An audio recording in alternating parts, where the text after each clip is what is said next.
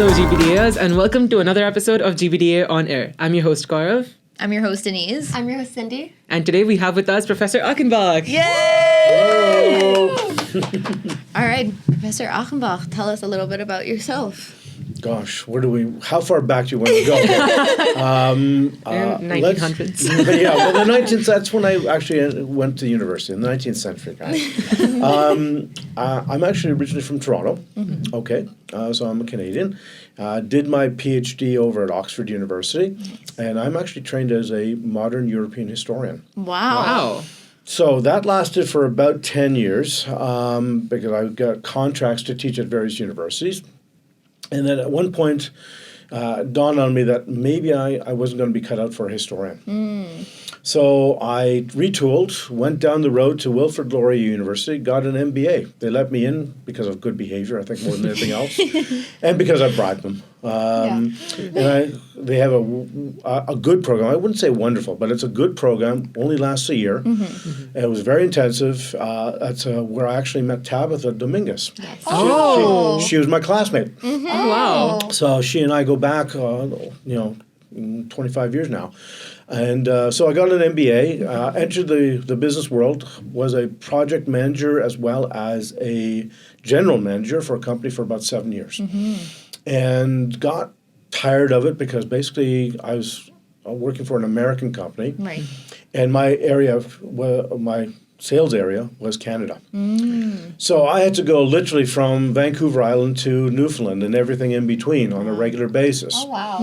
And I did, I was in a car. I more or less lived in cars for a long periods of time.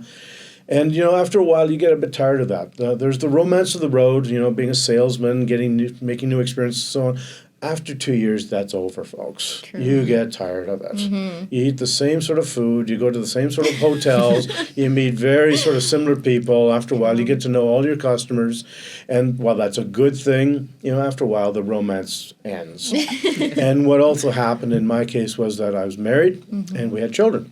Lovely. And my wife was carrying the load. And she let me know that wasn't entirely fair. And she was absolutely right. Yeah. So at some point, we had to make a decision. Do I carry on because nothing was going to change? Or do I, move on to something else? And then we decided it's time to move. And the best place for me was to actually return to academia. Oh, wow. Yeah. Because I knew it. I was familiar with it. I had some reputation. So I came back. Ended up at the University of Waterloo, taught history again for a couple of years. Nice. But then some new opportunities emerged here. The business programs were exploding. Yeah. And history, while I love it, was declining in importance. There were just fewer and fewer students going through history. And so at some point I said, I can't carry on like this. And so I started talking to a few people. And they said, you got experience teaching, but you've also got business experience. Why don't you marry the two? Yeah. And so there were business opportunities here. One was the Arts and Business Program, ARBUS, over on main campus, which was literally exploding. And they were desperate for people because there was basically one guy who was carrying the load there. Oh, wow. Oh. And he was doing like 10 courses a year. Oh, my goodness. And he would have 500 students in a given year to teach. And so he was on the brink of collapsing. Yeah. And so they got me on board, and I helped out among other people.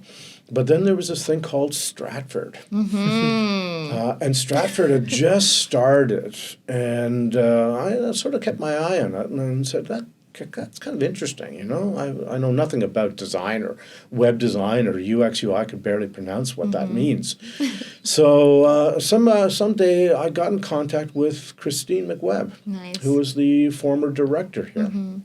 And she said, this is what we do. Take a look at the program. What do you think are the weaknesses and some of our strengths? So I gave her a little memo saying what I thought of the program and what needed to be done. And she said, we could use somebody like you.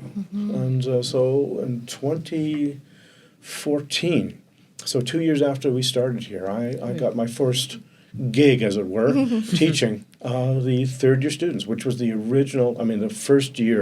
first cohort that we ever had. I taught them in the third year and fourth year. What And I've never looked back. Wow. So this is your 10-year anniversary. Yeah, I've done 10 years here. Oh, I'm hardcore. They might let me out for good behavior now, But I've been here, 10 years. I think I'm now the oldest teacher on this campus. Oh, wow. Yeah. Seniority, for Yeah, sure. I've got seniority, that's sure. it. Nice. Which doesn't mean much, guys. Which courses did you teach?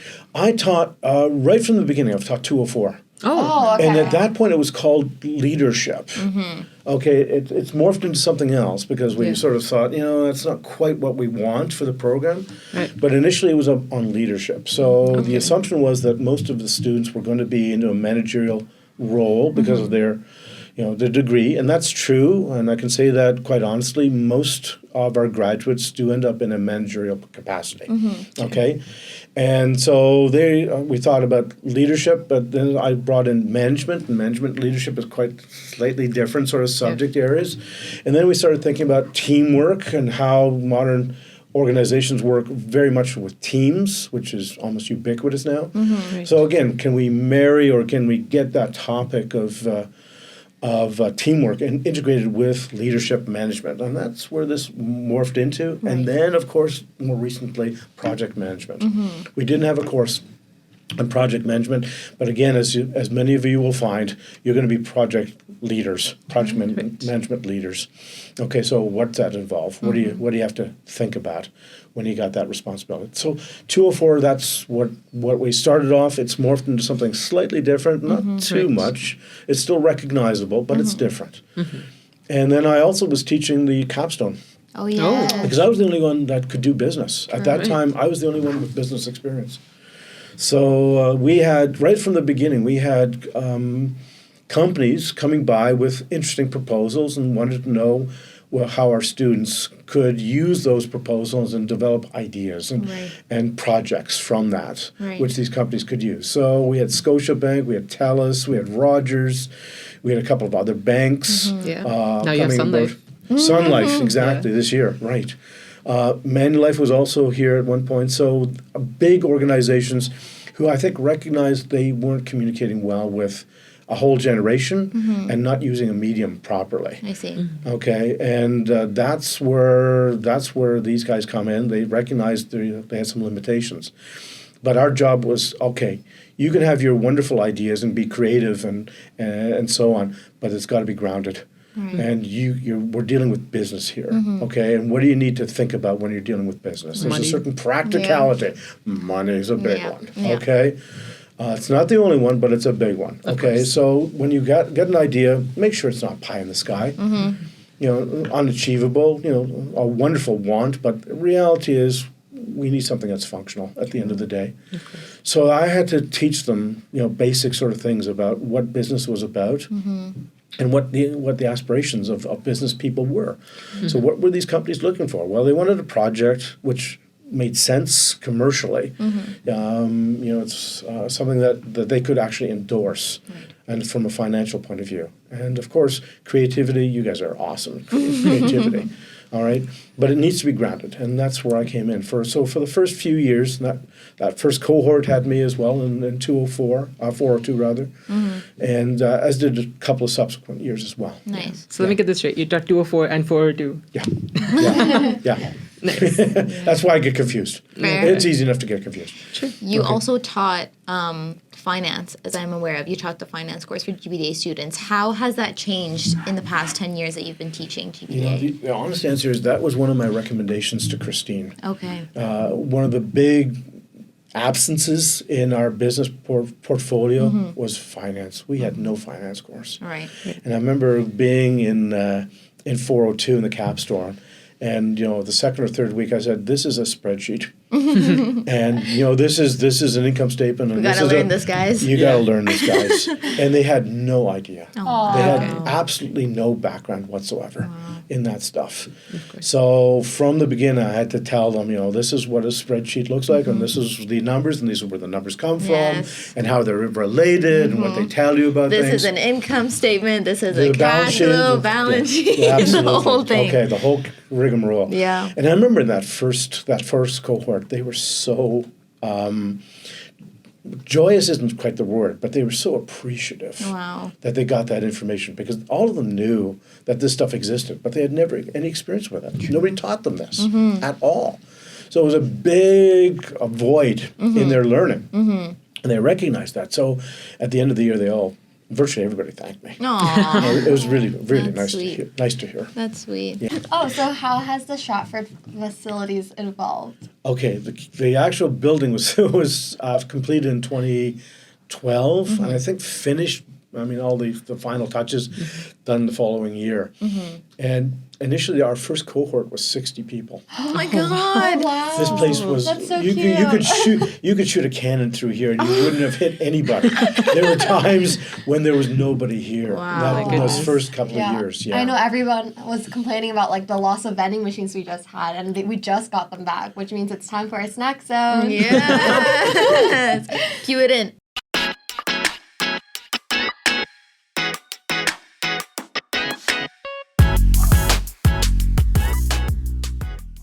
Hi, I'm Annika, And I'm Rachi. and welcome to Snack Zone.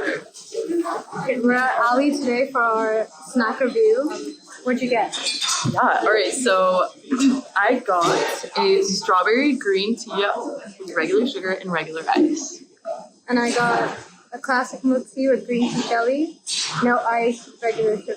This is the best part, getting the tea, just like stabbing it with a straw. 3, 2, 1. Oh, nice. Cheers. What are your thoughts? Mine is really good, guys. Mine's really good. What are your thoughts? I always get this. It's like nothing new, but it's like really nice and sweet for like a kind of good sunny day. Yeah, it's actually really nice out today. We just like walked to Plaza. What's your like topping? It's just green tea jelly, so it's just like I don't know what kind of jelly they use. Maybe it's like Canton jelly, but I'm not sure. I like the one with do you know what the popping bubbles are? Yes, I love those, and I really wish they had it. Okay, so next we're gonna give our rankings for each of our bubble teas, and then we're gonna be trying each other's rankings. Solid 8 out of 10. It was my classic go-to, so can't do anything wrong. I'm gonna give it a 9 out of 10. Really? Yeah, I'm gonna give it a 9. The strawberry is just like refreshing, and I feel like Yeah. because it's so nice out, it's like it matches the vibe. Very summer. Exactly. Let's see what we think of each other. Gonna die. I can see why I should give it a 9 out of 10 because that is Good. a 9 out of 10. If you were to, would you order I this? think I would. I would do it for the spring jam. But it's a little bit too sweet, but I also like sweet. I don't know. I get it. Yeah. Yeah. Like I wouldn't give it every single time. I would get it alternatively. Give it a 10 out of 10. Like my go-to is usually like black milk tea. The only thing I would add is pearls. That's the end of our snack zone. Please like and subscribe. Welcome back to the Snack Zone. So, Professor, we were talking about 311. And I'm curious, how does that tie into our careers as UX designers, potentially? Okay. I mean, the 311 is a business finance course. Yeah. Okay, it's heavy duty. I liken it to what they do in first year AFM. Okay, so accounting and finance management. Right. Okay, and basically, if you're going to business, you need to have an understanding of finance. Right. Because everything in business revolves around money, whether you like it or not. In the end of the day, it is all about dollars and cents. Absolutely. Okay, you need to understand how the business finance works. All right, because it tells you a lot about what's available to you. Okay, and also the health of your organization. And if it doesn't matter what position you are in, you need to periodically look at the finances of your corporation or your company and recognize, okay, there might be some problems here. And if they're serious enough, you might want to say, I need to shift, I need to move. Right. Okay, especially if you have dependents and a mortgage and so on, and there's a possibility of your company going under, you need to think about that. True. Yeah. Okay, but that's of course an extreme situation. Of course. But even if you're not in that, you need to know, how much does your project cost?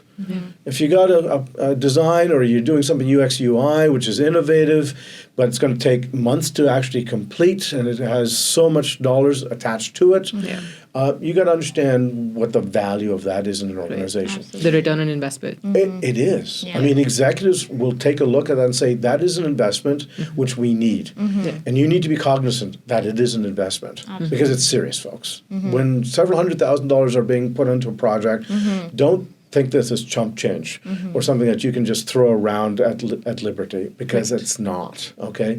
So be aware. And that's what I try to do with 311, is make people aware. You might not remember all the formulas. I don't remember all the formulas either. Oh my God. Okay? But That's true. at least I would know that's important, and if I really need to know about it, let's go back to the books or look it up on Google. Like, what is that concept here? Why is it important? That could have an impact on X, Y, and Z. And that's why 311 is important, guys. Yeah. I know it's not for everybody. Okay, I fully appreciate that, but most of you are going to go into business. Yeah. Okay, into business which is for profit, and if that's the case, then you have to be mindful of the financial implications. Absolutely. Yeah, I wanted to know, because a lot of our listeners to this podcast are new incoming GBDA students or students that are interested in our program. Yeah. What advice would you give? Like, what are 3 advices that you would give to newcoming students before entering the program? Okay, first of all, you don't have to be an expert in coding. You don't have to be business savvy. You basically just really should be creative and open-minded to being creative. And allow your peers as well as your instructors to stimulate you. Absolutely. And if you're open-minded, it doesn't take long before you realize, wow, there's some opportunities here that I would normally never get. For sure. Okay? Most programs in universities are very structured. And you can tell from year 1 where things are going to go, so that by the end of year 4, you know what the outcome is going to be. Well, in this one, in terms of just sheer program, everything's pretty much aligned. But what you do in each one of those courses, That's so different. Absolutely. Yeah. And it's challenging, but it's also rewarding. You know, you learn new things. For sure. You get an opportunity to work with equipment, which you would normally never have access to. Yeah. And then you got your peers, folks. Absolutely. You know, there are people who are just bright. You know, they're just innovative. They're thinking. They just got so many things going on at the same time. I've always remarked this right from the very beginning. GBDAs were a different lot. Compared to people that I've taught on main campus, you guys were a different lot. Oh, wow. Okay, always. And I mean that in a good way. Yeah. Okay. Okay? I've been in classes where, I could do handstands and I'd try to get some interest, and there'd be nothing. There'd be no response whatsoever. Fair. Whereas here it doesn't take long. I sometimes would throw a little grenade, what I call a verbal grenade, out at the class, and everybody starts getting a little bit crazy. What's that mean? And blah blah. And we start having a little debate about things. And I think that's really great. I think we're very much a very curious bunch, all of us, and we're constantly wanting to learn and grow and learn more and more and more. Exactly. And because the program is so diverse in the sense of, sure, we have business and art, but within those individual segments, it's so diverse as well. Yeah. And I'm sure as a third-year student and second-year Gaurav and Cindy can 100% agree with me on this. But I walked into this program with only the business mindset. Yeah. Yes. Us as well. 100%. Like, Yeah. I walked in with business. I'm like, okay, I'm going to learn about marketing, finance, A, B, and C, and whatever. Yeah. The design aspect, I had some sort of idea, like, oh, I'm going to make a poster. But, like, it was not a poster. Like, the classes and courses that we went through. Photoshop, Yeah. we're doing After Effects, we're, like, doing this camera equipment, we're doing a podcast Yes. right Exactly. now. Like, Yeah. we're learning so many different, like, skills that you would never learn in any other program. Exactly. That's it. I know. We have the facilities here. We've got the equipment for this stuff. Yeah. And you can be challenged. You can be innovative. You can just do things in a different way that you never thought before. Possible before. And that's the beauty of this program. Yeah. Okay, it gives you that independence where you can say, I want to do this. Yeah. And you can be creative and you can be innovative, and that's exactly what we want. For sure. And at the end of we have that showcase event, in March. What is it, Creators Collective? Yes. And 2 weeks, I'm just blown away by what you guys come up with. And that's every year. It's not just 1 year, which is, let's say, has a surplus of geniuses or people who are Absolutely. ultra Everyone's so creative. talented. Yeah. Everybody, every year, there's always something that blows my mind. Yeah. Where do you see this program going? Like, what do you see, like, future plans of all of us, like, learning, like, new skills? Like, what do you see us moving into? I mean, I'm not any better than anybody else at crystal ball gazing. Okay, Cindy, so I'm a bit hesitant to do, remember, I'm also a trained historian. Yeah. Okay, I look at the past and I sort of judge the past. You know? But for the future, there are a couple of things that are coming on stream. First of all, we're going to intensify the business component. Yes. I Okay. think a Would lot of really people were appreciate that. complaining about that. Yeah. Yes. So instead of having 5 courses, we're going to have 8 Oh. business courses. Wow. Okay. Dedicated business courses. So Nice. about a quarter of what you're going to be doing is going to be business and solid business. Wow. That's Nice. good. And we're working hard on what we call developing this in a scaffolding fashion. So you got a base, you build on that base, build until you get the 4th year, and then you get these projects at the capstone. You'll have a pretty good idea what the business side of things has to be, what it has to look like. Right now, it's a little bit of an iffy sort of hit or miss sort of situation. That's going to change. Okay. So the business component is going to be strengthened. The second thing, and this is out of my purview, but I can see it being a real issue, is AI. Yeah. Okay, right now we don't teach AI as far as I know.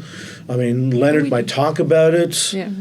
but I don't think he devotes a lot of time because it's too new. Yeah. But AI is going to have huge repercussions here. Absolutely. And we are, I think, at the beginning stages of understanding exactly how this can be a useful tool. Definitely. Right now, a lot of us are pretty negative or suspicious or filled with anxiety Right. about what AI will mean. Yeah. Well, okay, just type in a few words and there's a project there. I mean, There you go. nobody has to use their creativity. Well, not quite. Yeah. Yeah. Okay, so let's just see, okay, how does this work? Yeah. And how can we use it to our advantage? Yes. Absolutely. And So I- it's a new tool, Yeah. all right?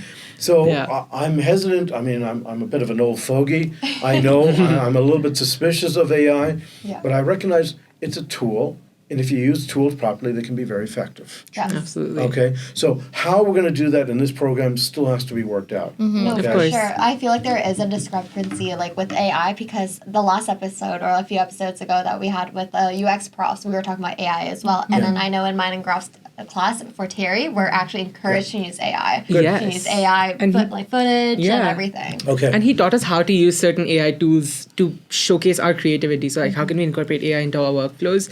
Which I absolutely love that we're doing that, and Yeah. especially with AI being in such an early stage, and we're hopping on that bandwagon, Yeah. right? So, Yeah, we're I'm- like, yeah, go sorry. ahead. I'm excited. Like, GBD is very innovative in that Yeah. sense. Definitely. True. Go No, ahead. for sure. Like, what he told us was like, it's even though AI will generate us something, it's about what we put into it that's gonna like elevate our like abilities. That's it. I mean, you can have probably a pretty crude use of AI, and you'll get something that, like a composition, like generic. but it's generic. Exactly. Yeah. It's the run of the mill. Yeah. You know, nothing really special about it. Been there, done that sort of thing. Yes. You know. Whereas if you understand the tool, you can probably tweak it to the point where it becomes genuinely creative, Exactly. innovative, Yeah. something that you can use effectively. But we're not at that stage yet. Right. Okay, Yes. that's It's gonna so that's gonna early. happen. Yes. Yeah, we're way too early for this. Yeah. But I'm impressed that Terry was allowing you to do that. Yeah, Oh, yeah. yeah. And again that shows something not only about Terry but about our instructors. Yeah. Yeah. By and large, they're awesome. Yeah. You know, As long as we cite our like sources, cite that we used AI, and what was Absolutely. AI, like it's That's it. all okay. Exactly. That's it. I know, because I remember during Terry's class for our previous project, I was using ChatGPT to brainstorm, right? Yeah. And like sort of flesh out my ideas a little bit more. And Terry walked up behind my computer and he was seeing me use ChatGPT, and then he was like, "Oh, that's so smart! Guys, everyone use ChatGPT to like brainstorm if you need to." Wow. Yeah. And Okay. that's such a different response than Yeah. what I've like received and heard about from other instructors. Oh, sure. That I am so happy that Sure. he's Yeah. actually as long encouraging. as it's not like completely like your Yes, whole of assignment. I course. feel like Yeah. it like using it as a tool to generate your ideas, Right. start the flow Absolutely. going. Like you know, like I feel like Exactly. that's a really good And tool. it's, again, critical though is you acknowledge it, where your Yes. sources Definitely. are. Yes. Okay, if you pretend that it's yours, then that's it. expect, Yeah, that's expect somebody to hammer you for Yep, that. absolutely. Okay, Yeah. plagiarism. But that's part of who we are here. We are willing to experiment. We all engage in the new.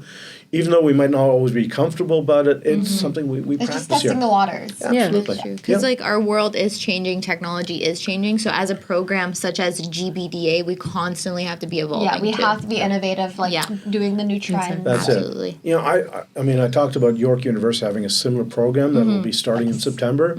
I'm almost guaranteeing you that won't be as innovative as what we've got. For sure, because we've Okay. been here for longer. That's it. But we're also, there's a culture here. Yeah. Yeah. Okay, that York University probably doesn't have yet. Maybe it never will, maybe it will, who knows? Right. But I bet you in September things are going to be pretty rusty there. Yeah. Until they get down and say, okay, what's important, what do we want to do here? What Yeah. exactly do we want to do? We've already established that. Yep. Okay, so the future, again, I can't crystal ball any better than anybody else. But I think we will still remain pretty innovative. You know, For whatever sure. comes down the pipe in technology, we'll probably embrace it. It might take us a year or two before we understand exactly what the implications are. But we are one of those innovative schools that will take that on. For sure. That challenge on. Definitely. Like, how many other schools do you see doing VR? How many other schools do you Yeah. see like doing like podcast work or like whatever else? Yeah. Yeah. Not many. Not many. Not many, no. Just us guys. Creative Join our and program. curious bunch. Yeah. Yeah. Do you have any last words for us? Okay. Last words. Am I being executed? I'm being shot as we speak. Yeah, just a couple of words maybe of advice for current students as well as incoming students. One, there's a tendency for students, I think, to overemphasize marks. And it's not that marks are not important, because you do need to get that 70% threshold, and most of you do that swimmingly. But you don't really need to worry about 99% getting that sort of thing. That starts to get a bit excessive. Okay, so use the energy that you have for getting marks to open your mind to being creative and getting ideas, being stimulated. That's really what I would emphasize here. And this is a program that allows you to do that. As far as I know, this is pretty unique, what we have here. You're given a lot of freedom to be creative using very interesting modern technology, and you won't get that opportunity elsewhere. So I would recommend take up the opportunity. All right? And worry less about marks, but learn from your instructors, but also from each other. Yeah. Because sometimes you're your best teachers. For sure. I Okay? agree. No, 100%. And with that being said, thank you so much to Professor Achenbach for joining us on our show today, as well as our hosts Cindy and Garob. And we'll catch you guys later. Bye. Bye.